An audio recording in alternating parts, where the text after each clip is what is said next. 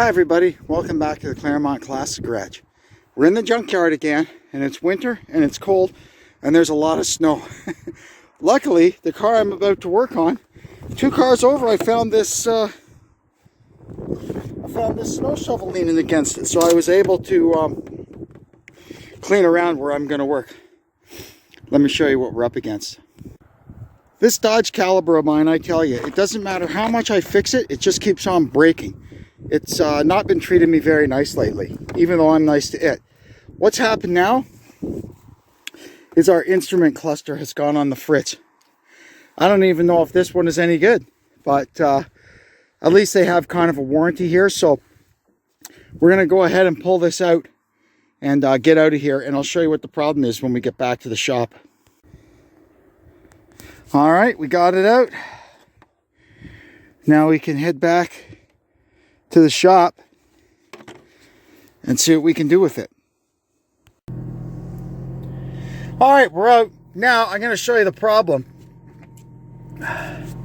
This display at this end is dead, and that's got your odometer and a few idiot lights, like when you put the cruise control on, it lights up cruise control, and I'm not sure what to make of that. So it's not like the old days where these little components would be plug and play. You pretty much have to change the whole cluster, and then once you're done that, you've got to get it programmed to your car.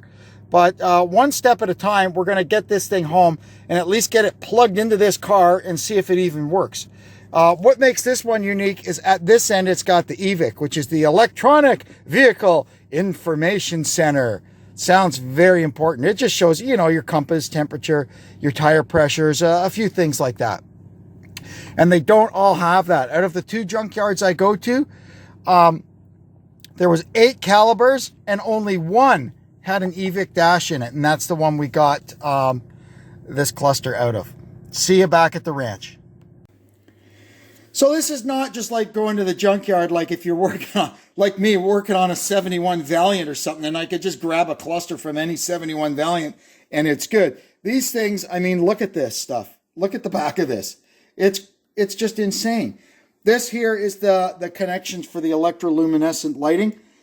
That's something when I get this cluster in, we'll see if that works, because way back, one of my first Dodge Caliber videos was how I hacked this all out and put a strip of blue LEDs in there because ours went dead, years ago. Now you can see there's a repair tag on this cluster, and maybe that's already been fixed, because that is the major problem with these.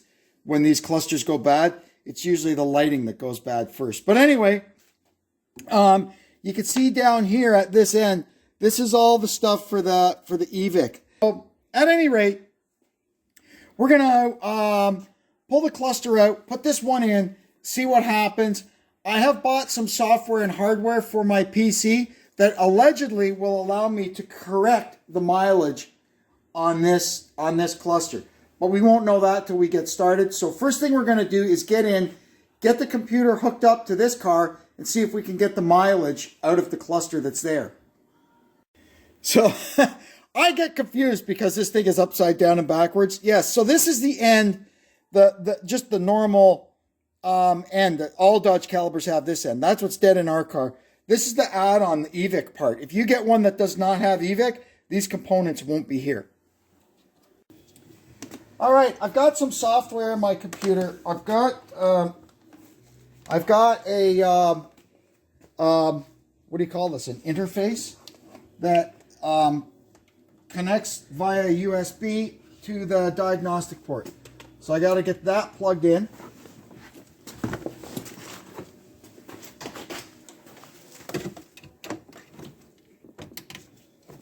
There we go. And okay, we got to open. The software we're using is called Alpha OBD. It's designed specifically for Chrysler products from the Italian involvement up. So after, what were they with before? Daimler? After that. So let's see what we've got here. We'll open it.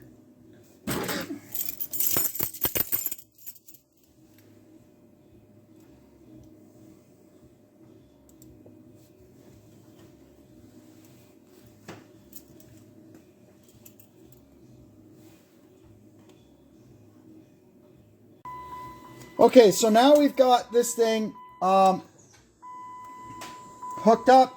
We put the ignition of the car on and tell it Dodge Caliber and tell it connect. And it should select control model first. Oh, okay.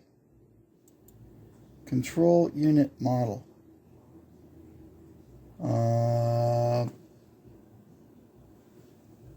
Chrysler. I think it's that one maybe. PowerTech, Pentastar, World. Oh no, it's this one. Connect.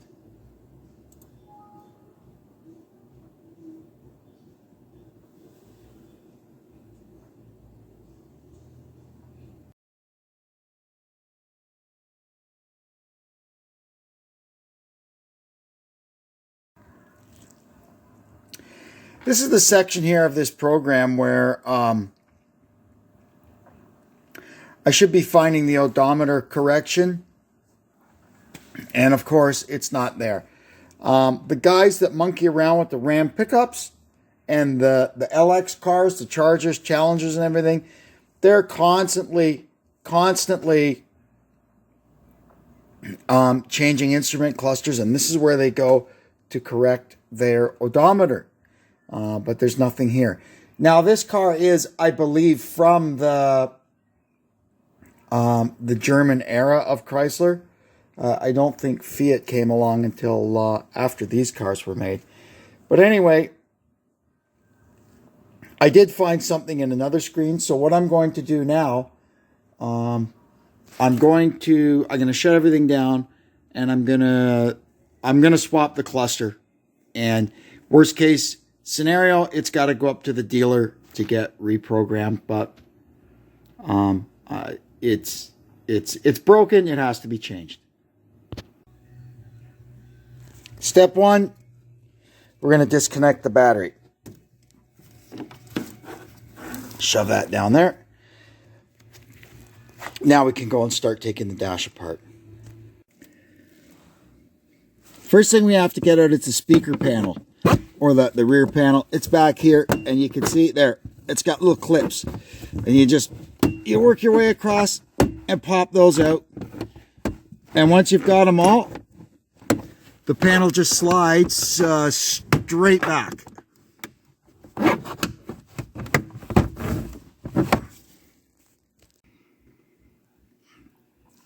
I'm wrong. I remember now the first step is you have to pull these things off. So there's a little plug, you pop that out, and there's one screw in there, and then this thing comes down. There we go. And it's kind of, you can see there, it's kind of nested into that piece. And once we've got these out, then we can get the speaker cover off. All right, with those things out of the way, next we pop these plastic pieces off the end of the dash. And I can never remember how they come off. Oh, there we go. There we go. These plastic clips, man, they get on there good. There.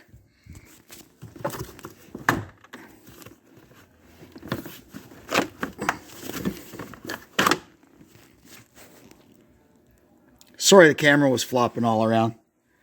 My normal camera person is in the house tending to some things. But anyway, we're gaining on it. So we do that on each side. Then we have to remember that we have to drop this panel. Once we've got these little covers off the ends of the dash, there's 2 screws at each end. And you'll see there, it pops up. See that little pin? It's got to pop up over that pin. But we're not quite ready yet. Now, on this end in particular, there is 2 screws here. We also have to take out.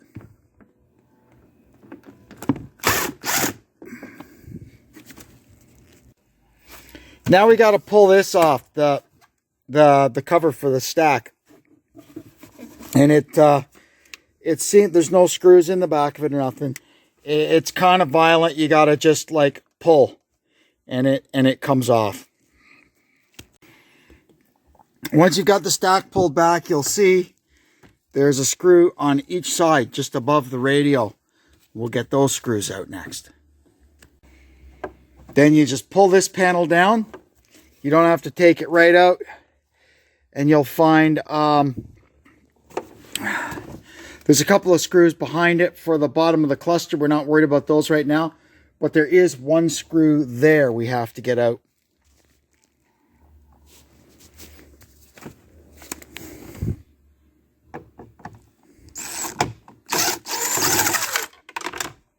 Oops. That just became a rattle. Where did it go? Well, there it is all the way down the bottom.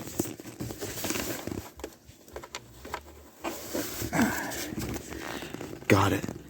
Now, there's probably a couple more screws across the top of the glove box there. We'll check it out.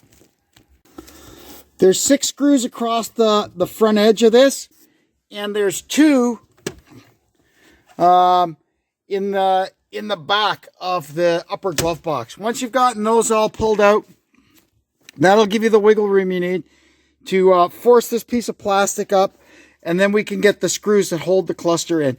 You can't take the upper dash right out because see at the back there, the airbag is there. Yes, you can pull the glove box out and there's a few fasteners you got to remove and you can take it all out, but we don't need to.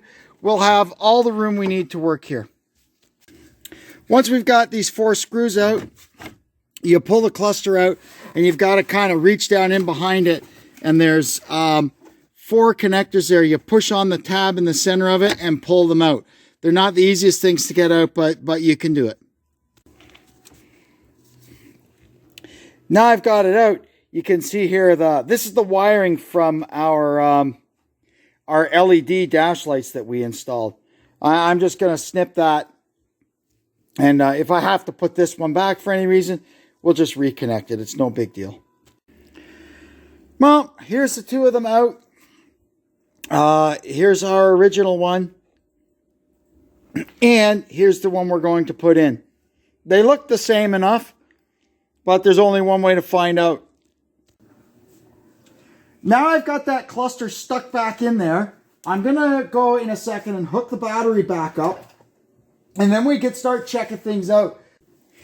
Quite honestly, our car has right around 300,000 kilometers, and this one's showing 311,517. So worst comes to worst, I'm not going to the dealer. I will just always remember, subtract 11,000, and that's pretty much our mileage. That's not too bad at all. Anyway, we're going to go through this, and you can actually, with the Alpha OBD, you can do a cluster test. Let's get the ignition on. See, this one's from an automatic. I wonder if possibly we could turn that off. Oh, it's gone. I think it just figured out it's not an automatic. Huh, that's interesting. Check engine light is flashing. We'll have to figure out what that's all about. But anyway, one thing at a time. It may just be flashing because the ignition is on and the car's not running. Let's see here if we can hook up to this.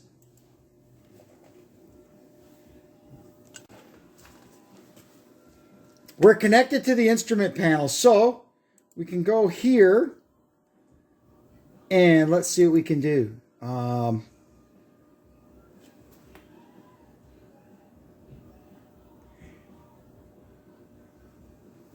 I think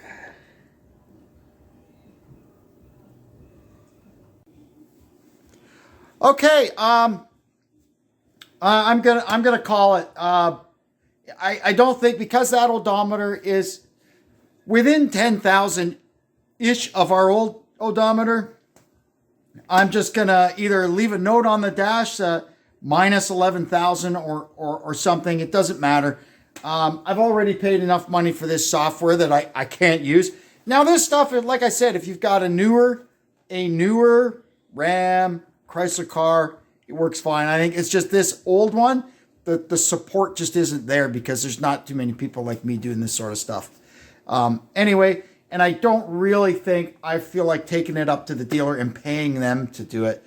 But we'll see. If I'm up around that way in the near future, I may just pop in and ask them, what they would charge me to It needs my VIN flashed onto that cluster and the proper mileage. But like I said, it's not really that big a deal. It's an old car. I just didn't want to have a car that had like 300,000 kilometers on it and put in a cluster that says 110.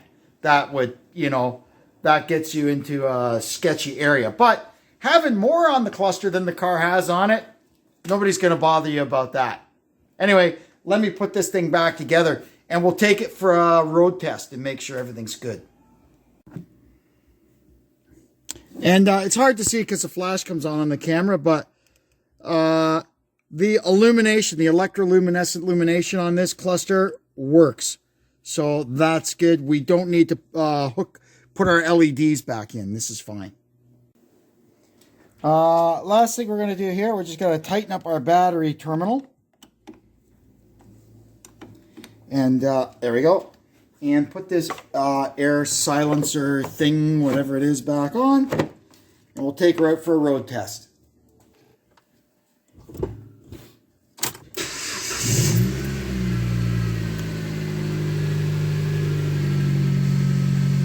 Well, so far so good. All our lights have gone out.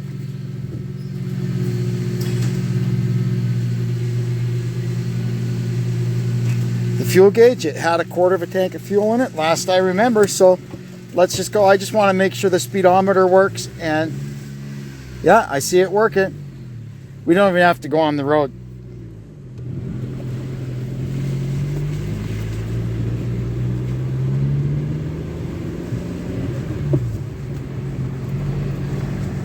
All right.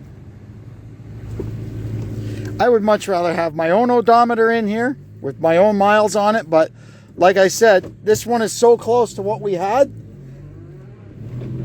it's a-okay.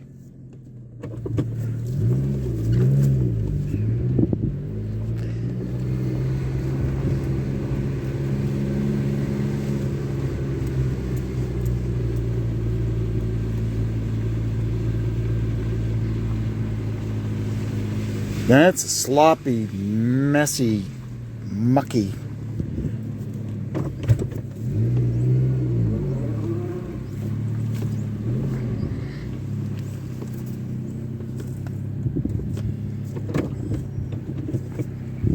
And in we go.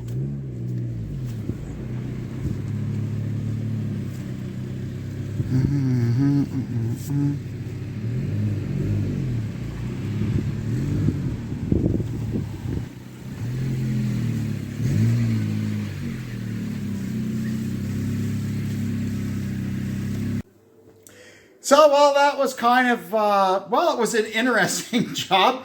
I thought I'd have that computer and I'd get in there and fix everything up. In the end, thankfully, like I said, I'm so happy that cluster is so close to what we actually have on the car. We'll just call it a day and leave well enough alone.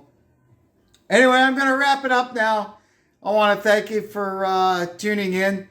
And hope you'll come back and see what we're up to next time. And until then, this is Kevin saying so long from the Claremont Classic Garage.